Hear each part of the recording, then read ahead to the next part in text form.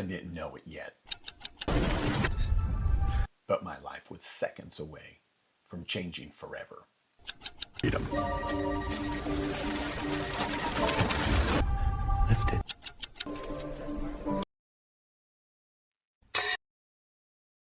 JJ, I'm coming. Hold on.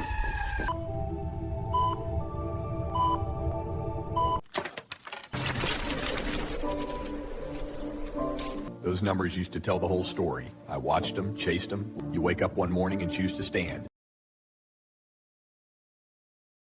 Burdens aren't meant to be carried. Stress, clients, chaos. There's room for something better. Peace, health, boundaries.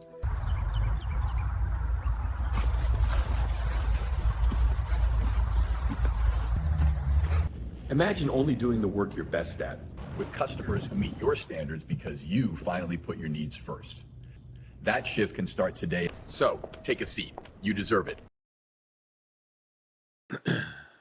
Before I read chapter 1, I want to tell you something I didn't fully understand until I was writing this book. This chapter isn't just the beginning of a story. It's the moment everything I thought I knew about business, success, and control came crashing down. When I wrote this chapter, I was thinking about how I was dealing with the shock of a stroke, the confusion, the fear, the embarrassment, the reality that I wasn't invincible and that my body had finally said enough. This chapter is the moment my old life ended and my new life began. And if you're a business owner, a tax professional, an EA, CPA, there's a good chance you're carrying more stress than you admit. I know that world. I lived in it for 3 decades, and I ignored every warning sign until my body stopped cooperating. So as I read this chapter, don't just listen to it as my story. Listen to it as a mirror, because this chapter might be the wake-up call you didn't know you needed.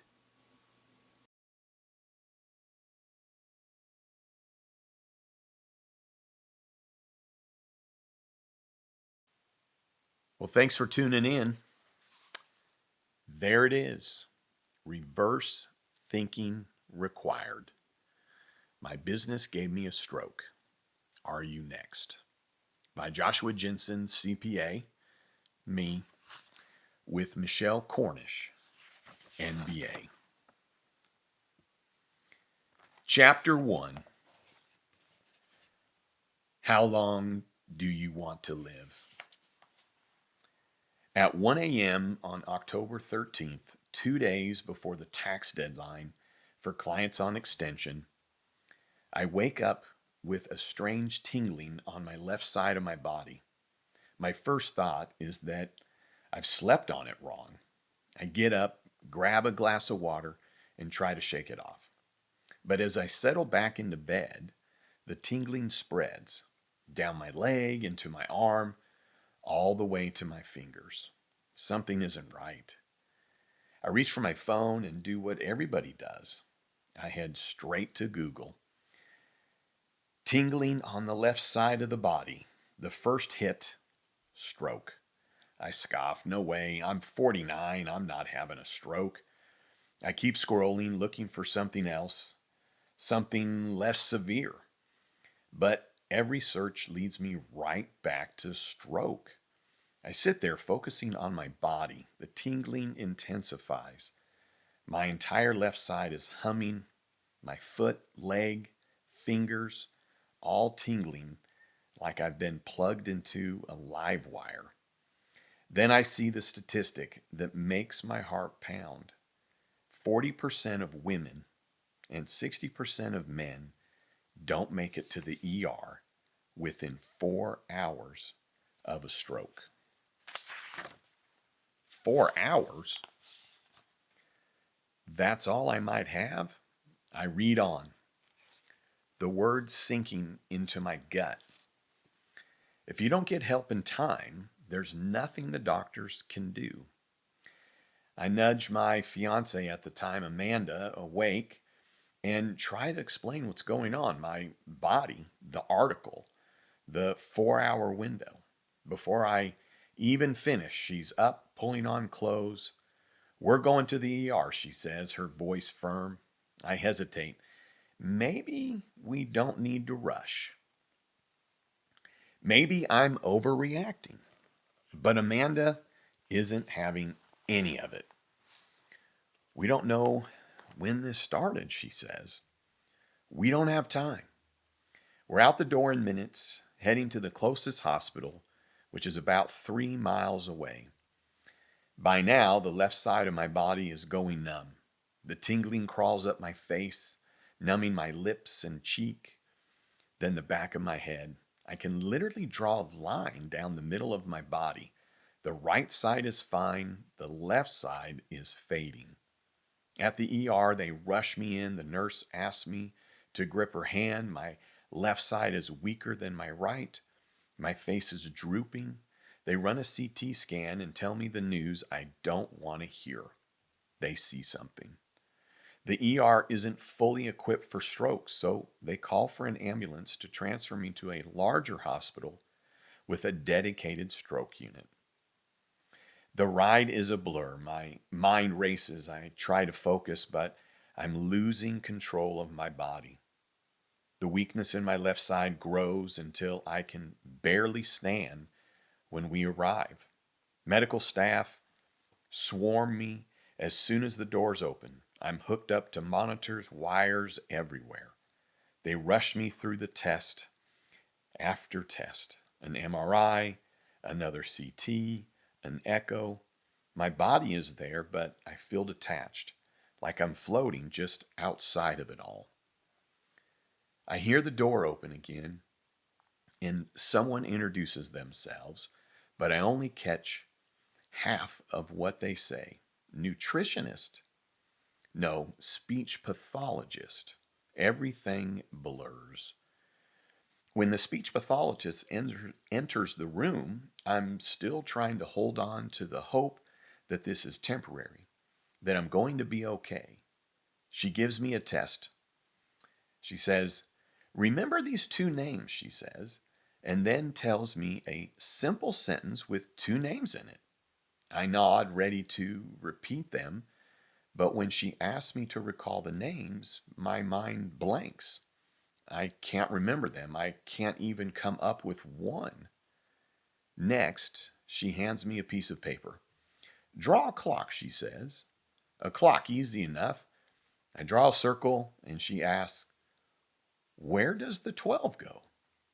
I place it at the top, but when she tells me to draw the hands showing a specific time, I freeze. I can't remember how a clock works. How can I not remember how to draw a clock? I've been looking at clocks all my life. As a CPA, I bill by the hour. I'm always watching the clock. I panic. My body feels foreign, but now my mind is slipping too. Then she hits me with the final test. Repeat these numbers backward. 5, 4.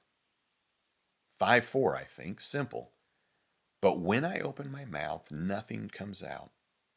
My brain won't flip the numbers. Try again, she says gently. Say them backward. I can't do it. I try. I try with everything I've got, but I just can't. 4, 5, 4, 5, I chant in my head, but my mouth won't cooperate. My chest tightens. My heart races, not just because of the stroke, but because of what this means.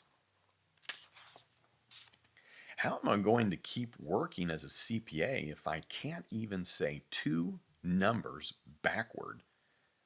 How am I going to take care of my clients if I can't remember how to draw a clock?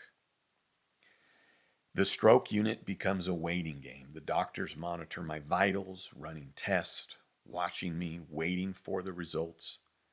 The neurologist finally comes in, reviewing everything they've learned. He rattles off my stats like a death sentence. You're 272 pounds.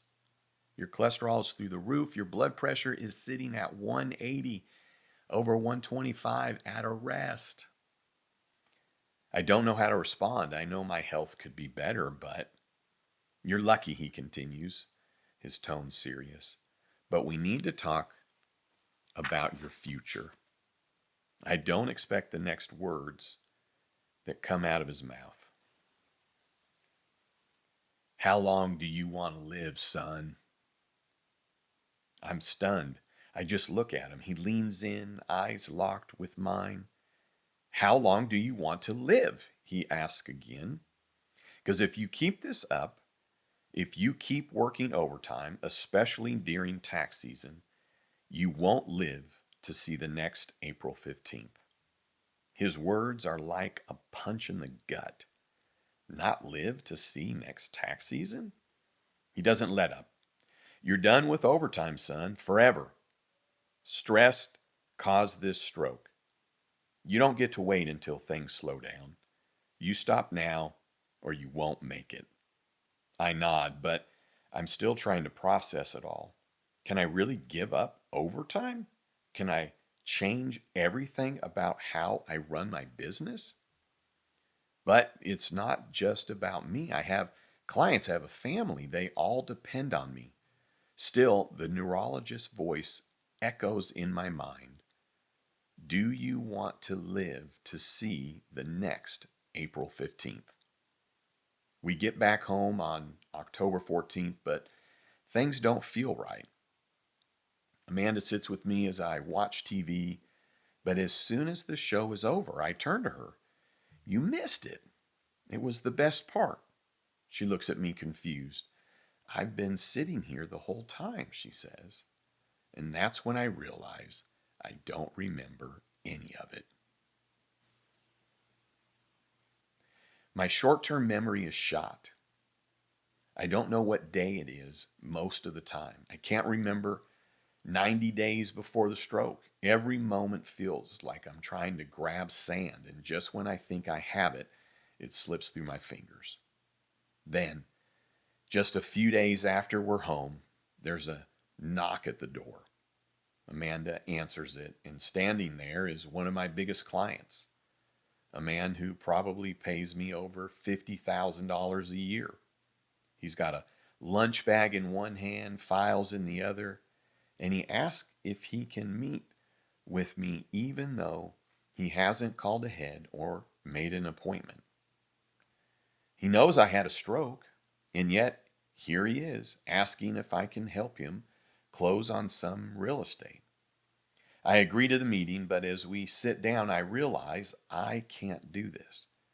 I can't even remember why we're there. I'm getting numbers wrong. I can't keep up with what my client is saying and tell him so. Instead of getting the advice he came for, my client leaves in tears. After the third meeting that week, Amanda steps in. You need to stop, she says, and she's right. The weeks pass in a fog. It's clear that I can't keep going the way I have been. The neurologist's words replay in my mind over and over on an endless loop. How long do you want to live, son? A thought bubbles to the surface. I have to let him go. That client, that boundary-less client. And he's not the only one. I love my clients, but I know it's a decision I'll face again and again as I figure out how to run my business without working overtime. So now I'm asking you the same question. How long do you want to live? Let me also ask you this. Do you wait until it's an emergency? Until it's too late? Or do you stop now? Take it from me, if you don't stop, stress will stop you. With stress. Signs it's time to make a change. Here's the hard truth. The moment my body started shutting down, the first thing I thought about wasn't my wife. Yes, Amanda's now my wife. My kids, or even myself.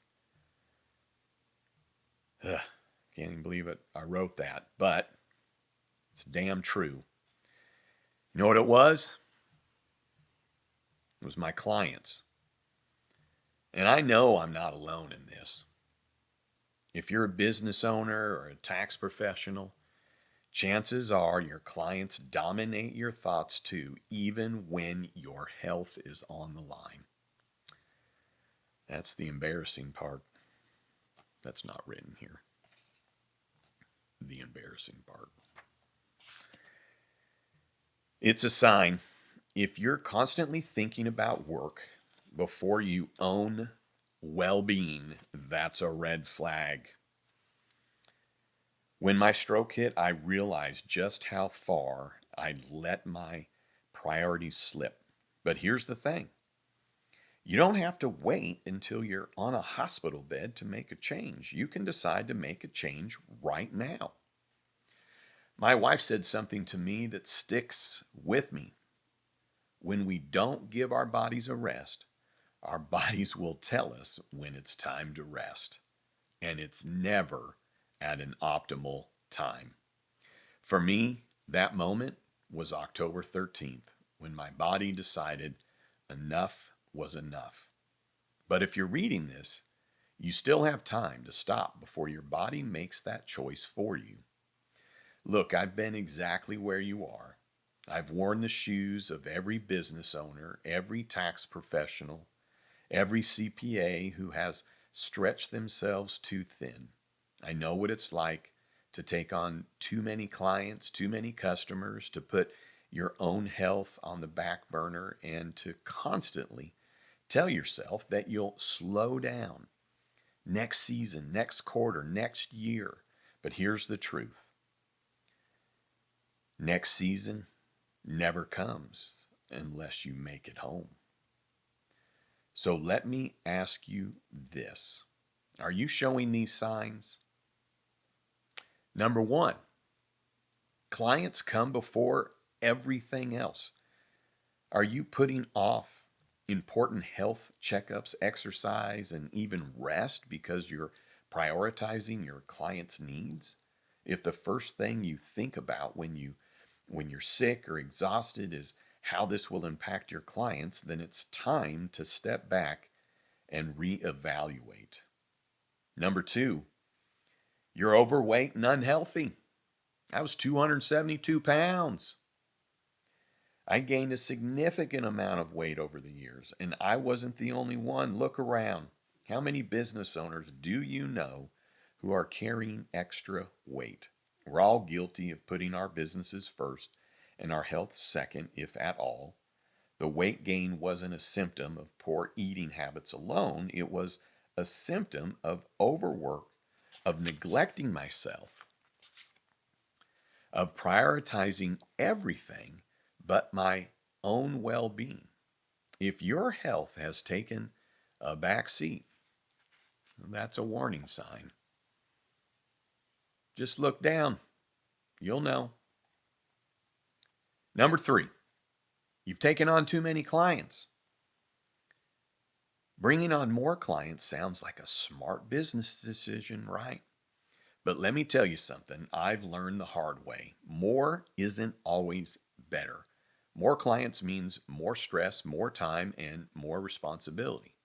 Have you reached a point where the number of clients you've taken on is starting to control your life instead of you controlling your life? If yes, you're at the risk of burnout. Number four, you can't remember the last time you took a day off. Be honest with yourself. When was the last time you truly disconnected from your work? If you can't remember, or if your vacation still involves answering client emails and calls, you're too deep in. Number five, you tell yourself, I'll slow down after this season. This is one I know all too well. Every tax season, I told myself the same thing. Next season, I'll slow down. Next season, I'll take better care of myself. And the next season came, and it looked just like the one before. If you're constantly deferring your own well being for the sake of the next deadline, you're on a dangerous path. So, in my book, I've got these different aspects, but I also have a action steps and a section where you can fill in your own notes, kind of like a workbook. But here's the action steps: taking an honest look at your business. So if you recognize any of these signs in yourself, I want you to stop for a moment right now, take a deep breath.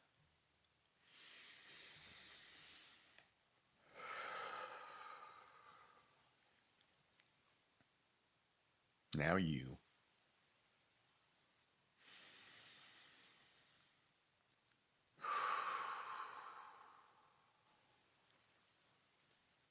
And let's get real about where your business is and where it's headed if you don't make a change.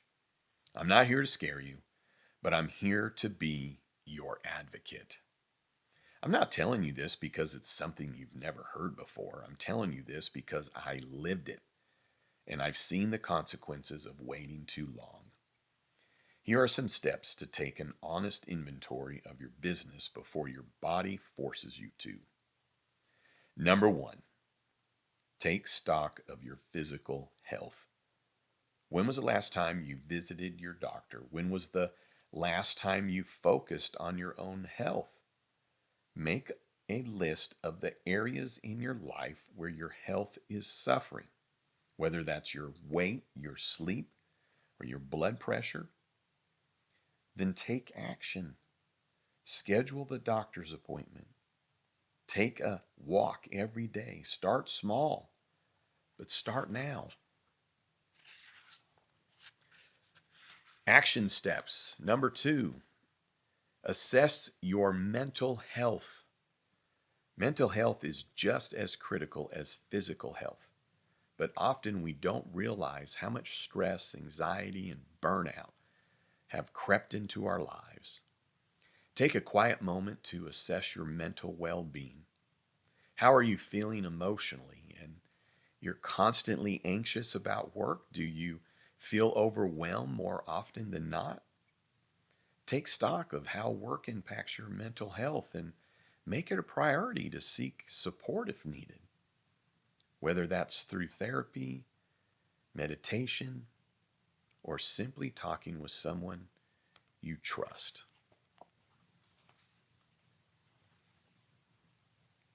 Number three, evaluate your energy levels. Take a look at your energy levels throughout the day. Are you constantly fatigued even when you've slept? Do you need caffeine to get through the afternoon? These are warning signs that your body is depleted, not just tired. Start paying attention to when your energy dips and why. Are there specific activities, work habits, or even people that drain your energy? Identify those patterns and start making small adjustments, like incorporating breaks, eating healthier, or cutting back on activities that deplete you. Number four, check your sleep quality. Sleep is one of those most important factors for maintaining both mental and physical health. How many hours are you sleeping each night? More importantly, how is the quality of your sleep? If you're waking up exhausted or struggling to fall asleep, it's a sign that stress may be interfering with your rest. Take steps to improve your sleep, whether it's establishing a nighttime routine, reducing screen time before bed, or talking to your doctor about sleep issues. I hope to be your advocate on this journey to encourage you that now is the time to change. Don't wait until you have no choice. Don't wait until you've had a stroke or worse. You still have the opportunity to reverse engineer your business, to build it in a way that serves you instead of controlling you. Remember this: stress kills. Stress causes strokes. Stress causes heart attacks. I lived it. I don't want that for you. If you're seeing the signs, if any of this resonates with you, it's time to take action. Be proactive, not reactive. You deserve a life outside of your business. You deserve to be healthy. You deserve to live. Now I'm going to give you a little bit of reflection, but if you just want to immediately go to chapter 2, there's several ways to do it. Depending on how you're watching, there'll be a link at the top of this video that you can go right to chapter 2. In the body of this video, you will see a link to all chapters, as well as a playlist that includes all chapters, including a seminar, the how this was made, this book, and some other features. So with that, let's chat a little bit, shall we, about chapter 1.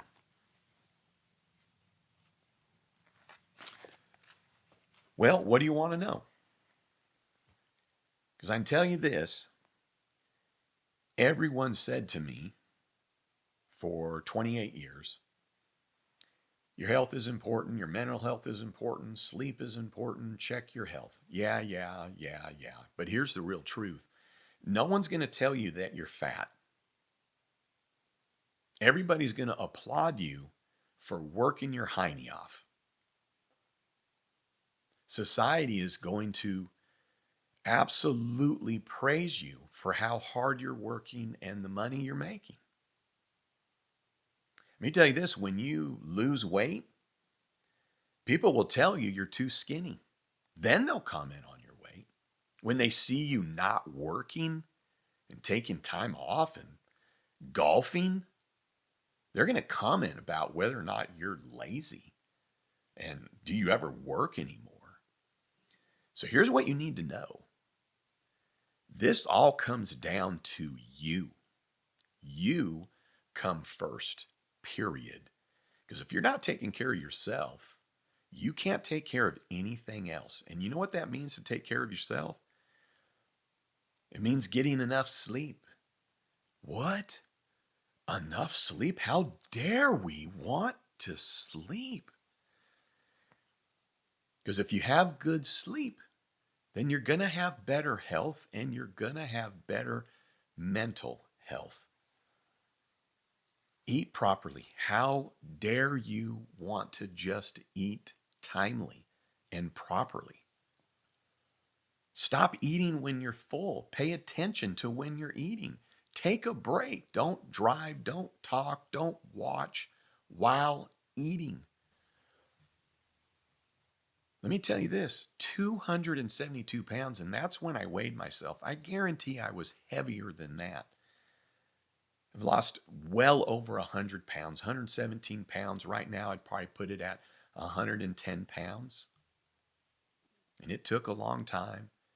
And guess what? We're going to keep reading. You got it. Clients came first. Guess how long it took me to actually start losing weight after my stroke? It's ridiculous.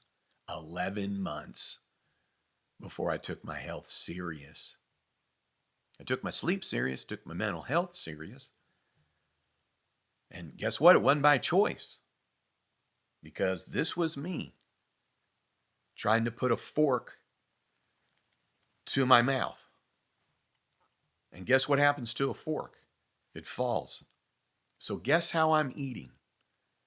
With my hands.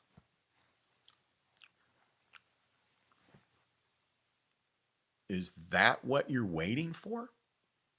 Is that when you'll decide that you are important, that you matter, your needs matter?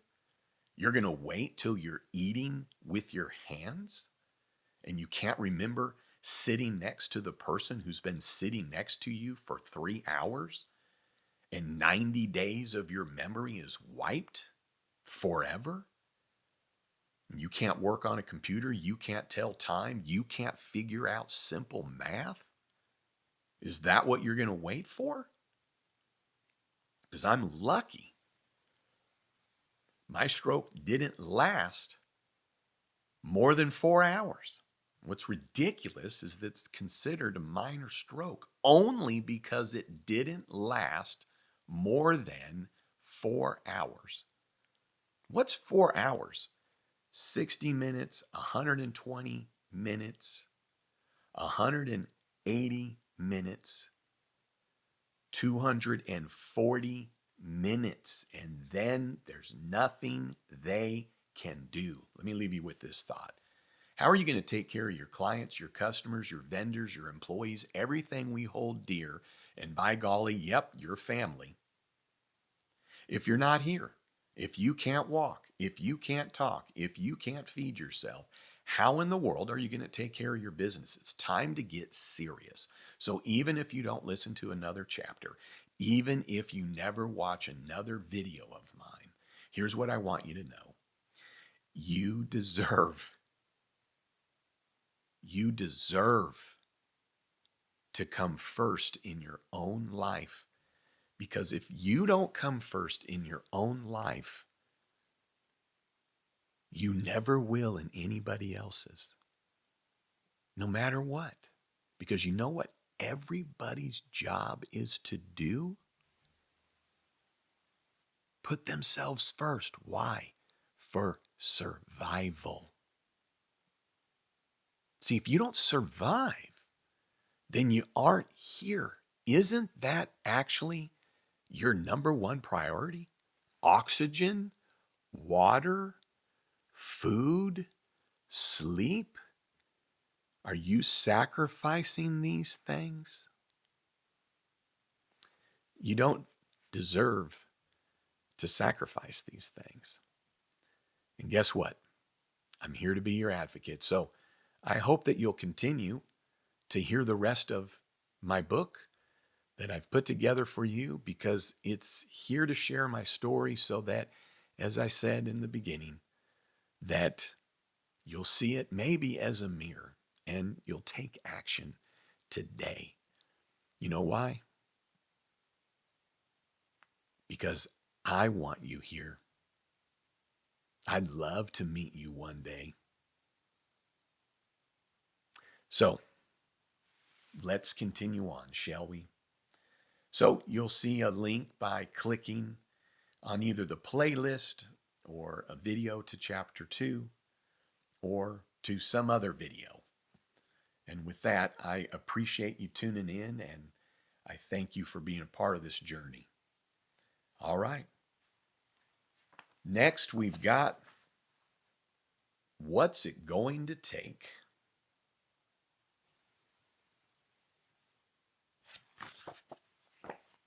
Sounds weird, really does. And I'm sure you don't believe me, especially if you don't know me. But I just want you to know your worth is not caught up in how much you make. Your worth is not caught up in how much you weigh. I was a fat hog. My worth now is no different. It doesn't matter what size you are. That's not your worth. It doesn't matter what you make. It's not your worth. You determine your worth. You determine it. And here's the part that I stalled saying. I just want you to know. I don't even know who you are. Maybe I do. Maybe this was just for you. But I love you. I love you enough that I wrote this book and I'm taking the time to read it to you.